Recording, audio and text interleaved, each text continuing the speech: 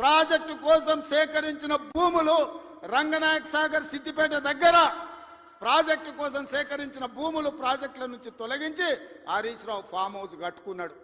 దానికి లెక్క చెప్పాల్సింది హరీష్ రావు గారు. ఏం చింత చేయకు, లెక్కలు తీస్తున్నా, నీ లెక్క చెప్తా.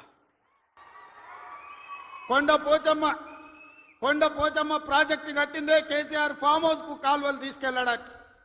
ఇవాళ నిజ నిర్ధారణ కమిటీ వేసుకుందాం, కొండ పోచమ్మ ప్రాజెక్టుకు పోదాం.